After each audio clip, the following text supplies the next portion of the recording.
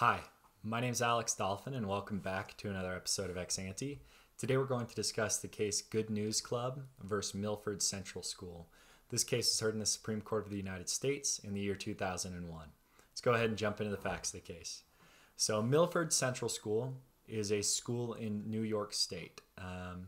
New York State law allows schools to basically open up after school for community and civic events. And so there's a policy in place where Milford Central School will open its doors and allow people to come in and use its facilities for community civic events. Essentially, it says, if these are for educational purposes, for instilling morals in children, community events, you can come and use our facility. Think maybe like the Boy Scouts, the Girl Scouts, think maybe like a YMCA group. Maybe like a sports group, these types of things. It says, yeah, we'll open our doors to you and you can come use it after school. So that's the policy that's in place. Well, Good News Club is a Christian organization. And once they saw this policy, they thought, we'd like access to the Milford Central School. That building would be, beneficial to us in hosting our, religious lessons in a sense. And so Good News Club says, hey, Milford Central School, let us use your facilities. The school board says, you know what? No, we're not going to allow you to use this for religious purposes. And they go ahead and quickly adopt a resolution that says, we will open our school after hours for these community events, but, religion is not one that we're going to allow. We're not going to allow religious events to take place after school in our school building. Good News Club thinks, well, hey, there's this thing in the Constitution called the First Amendment that basically says that we have the right to speak freely and we have the right to assemble freely in a religion that we choose. And so they challenge this and they say, this is a violation of the First Amendment. It is viewpoint discrimination. That is their argument. Viewpoint discrimination is a little bit different from just a regular wholesale violation of the First Amendment. Viewpoint discrimination is a little bit more nuanced. It's saying that you are discriminating against a speaker on the basis of their views. And this type of discrimination would normally occur in a non-public forum, one that's not typically public, like a park or a street corner, but something that's a little bit more, nuanced, maybe like a school building here, like a public transit system, like maybe a copyright or trademark system, where the government has essentially given someone the right to get onto that forum for speech. The court has held in the past that they can somewhat limit it. And so the district court and the Second Circuit Court of Appeals both found that, this is a limited purpose public forum that the school has established, and therefore there are some reasonable regulations that we're going to allow without a violation of the First Amendment. So that's their holding. They say, this is fine. It might have been a little bit sketchy that they adopted this policy after the fact, but hey, you can impose reasonable restrictions, content-based restrictions, and banning the whole content of religion is fine, according to the Second Circuit.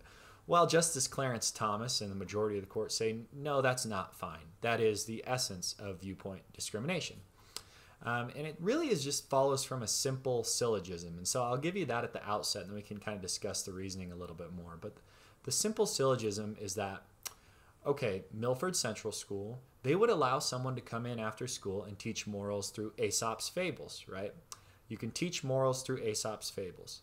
So then, if you're going to allow morals to be taught through Aesop's fables, but you don't allow morals to be taught through Christianity or religion, then you are discriminating against the viewpoint, the religious viewpoint, or the Christian viewpoint is the argument. And that is basically the very simple syllogism from which this case follows, that if you're going to allow secular speech on a subject, then you have to allow religious speech on that same subject. For another example might be charitable giving. If, say that there's another case where these restrictions were placed on public transportation. So say that a state's public transportation system says, we don't want to allow you to advertise your religious messages on our train or our bus. But we will allow someone to advertise their messages on this bus if it's secular. So for an example, think like charitable giving, right? So the religion cannot advertise and say, hey, give to charity this Christmas, but a secular organization could say, hey, give to charity this Christmas.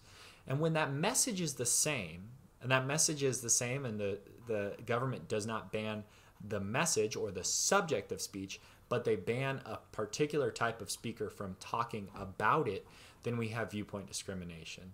And so that is the syllogism from which the majority's decision follows. This is viewpoint discrimination because the school would have allowed someone to come in and talk about morals through, fables. And so if they're going to allow someone to talk about morals, they have to allow someone to talk about morals through the religious viewpoint as well. Very simply. The court also goes on to talk about the free establishment defense. The school kind of wanted to say, well, we have to impose this restriction on religious activities because if we don't, then we're going to have a free establishment clause violation, right? Because now we're like promoting one religion over the other. We're promoting the Good News Club over other religions. Court pretty quickly disposes of that argument, just says, this is just neutrality. Anyone could have gotten access to this. It could have been a Muslim group. It could have been a Jewish group. If they wanted access to this to teach morals through this small lens, they could have done that. So it's a pretty strong holding, and it really didn't need to reach the free exercise clause. And that's what, Justice Breyer kind of says that. Justice Stevens says that in their concurrence and dissents, respectively, saying, yeah, we can't, maybe we went a little bit too far talking about the free establishment defense, quote unquote, because that wasn't really briefed before us. That wasn't really heard in the trial court. And Justice Ginsburg and Justice Souter write, quite a forceful dissent where they are arguing that, yeah, one, we definitely don't need to talk about the free establishment clause thing, but two, this is Sunday school, and you are allowing Sunday school to take place in a secular, which is supposed to be a secular school for all people in the public and in the community. And when you're doing that, you're allowing Sunday school to come in. You have to be able to ban that without it being viewpoint discrimination, is essentially their argument, saying you can categorically ban religion. That's just content-based. That's not viewpoint-based. And this kind of nuanced syllogism that the majority comes up with is rejected by the dissent here. And you can see that this is a hotly contested debate because on one side it looks like, well, we have to ensure freedom of speech, but on the other side it has to look like, well, we don't want to look like we're favoring one religion or the other from the perspective of the state. And so this is really one of those cases where you look at a judicial balancing act where you have the free speech clause of the First Amendment on one hand and the free exercise clause of the First Amendment on the other.